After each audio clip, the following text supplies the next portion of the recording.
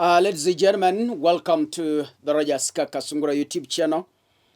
A big thank you to those who are making sure that this platform is indeed growing. If you're watching this video, do not watch before you subscribe. Kindly click the subscribe button and remember to turn on the notification bell. As always say, this is important because next time once I upload a video, YouTube is able to automatically notify you.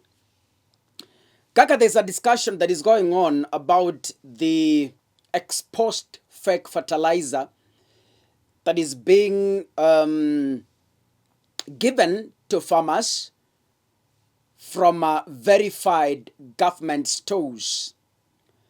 John Alan Namu, an investigative journalist, exposed the rot in the whole program of the subsidized fertilizer.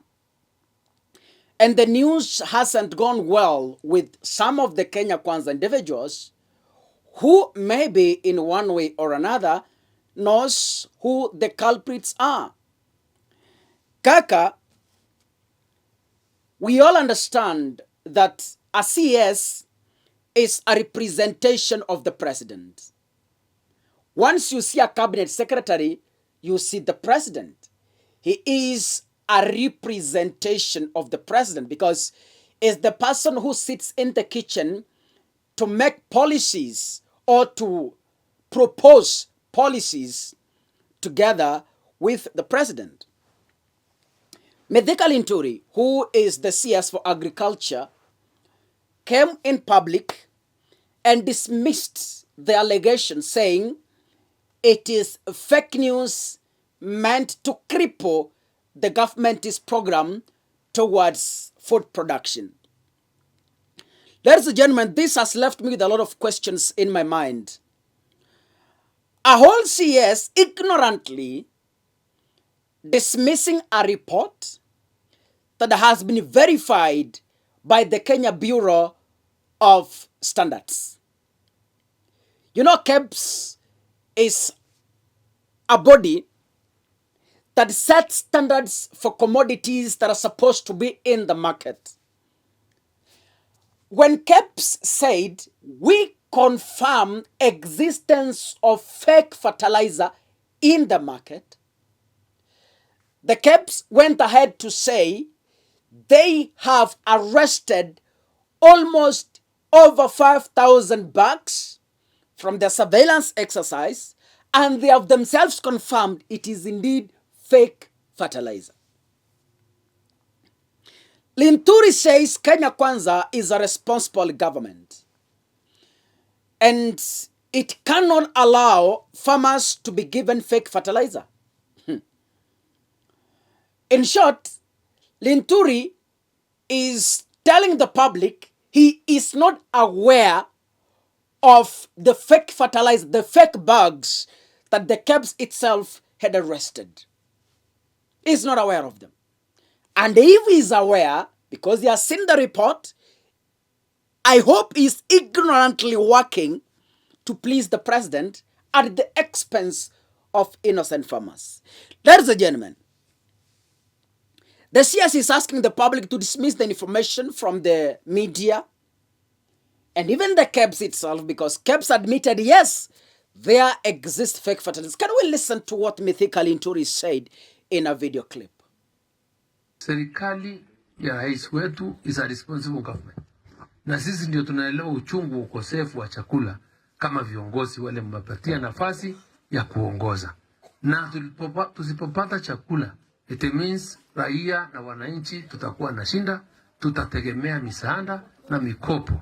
Kwa hivyo sisi kwa sababu ya kutumia sayansi, kwa kutumia teknolojia, tumeangalia fertilizer ile njema inaweza kwanza kuhakikisha inaponesha mchanga wetu, sababu DAP ilikuwa inaharibu mchanga, asidi inazidi katika mchanga yetu. Nilikwambia tumefanya organic fertilizers, 50% chemical, 50% organic na crop specific fertilizers. We pushed wale wengine, mulitusikiza na tunawashukuru, ndio mazao yameweza kuongezeka. Kile na waomba, sababu our government is responsible. ile mwito tunaomba, wachaneni na ile story watu wengi wanasema ya kwamba kuna fertilizer sijui iko mbaya, iko nini.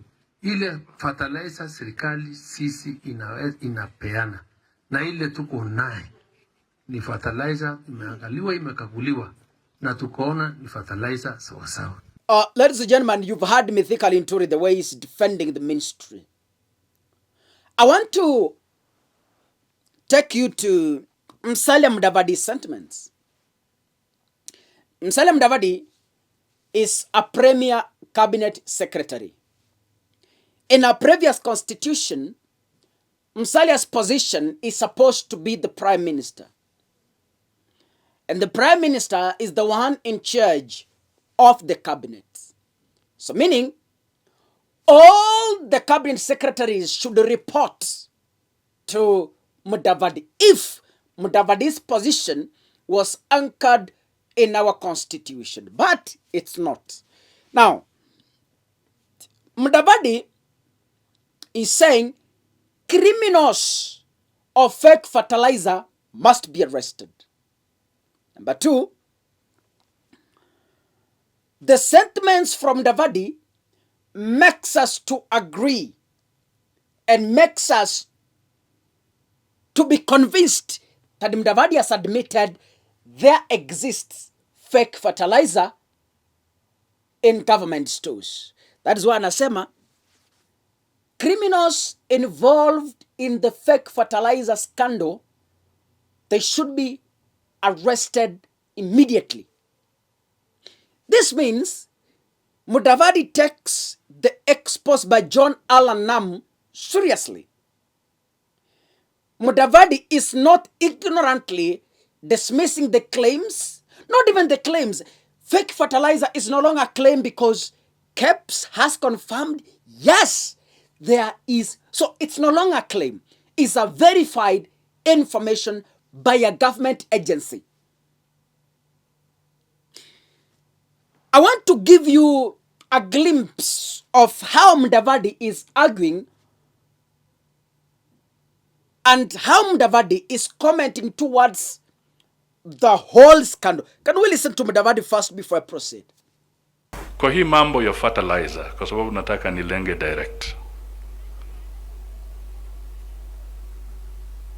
We are telling the National Cereals and Produce Board, do not delay. Because you know, if you follow the supply chain properly, you know, munajua, which consignment was brought in by who out of this fertilizer. Musizungushe watu kwa muda mrefu, because you know. And as Arion said, let us make sure that the law follows these people so that they are charged in a court of law and prosecuted so that they don't bring messes in the food security area. Kwa sababu tunaharibu. Na juzi tukiwa kwa mkutano wa PSS, we said that there are certain areas where you have very essential commodities. One is the area of food production, fertilizer, seed. These are essential. You go to health, mambo ya medicine na nini, essential products. You go to the petroleum area, fuel, essential commodities. If you come to areas like education, you don't tamper with education. That is a core area of the people. Sasa tulikuwa tunasema hii mambo ya kuangalia the commodity and the supply chains in government. Why do we tamper with essential products? Wewe unaona mtu kabisa unamujua. Mtu anatembea na briefcase. Anakuja hata kwa corridor yangu, anakuja kwa corridor ya Rono, anakuja kwa corridor ya Cheriot. Yeye anakuambia yeye anaweza leta fertilizer 100,000 bags, na ni mtu anatembea na briefcase ambayo imechakaa.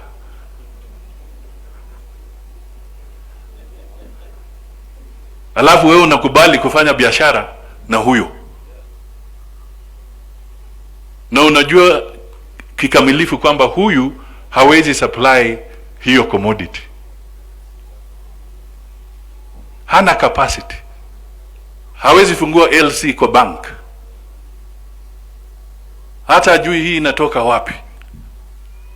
Alafu wewe unakubali, unampatia nafasi ati yeye ndio atasupply fertilizer. Unakubali ati yeye ndio atakuja kusupply edible oil, na wewe mwenyewe unajua huyu jamaa hawezi fungua LC kwa benki, hata ajulikani huko.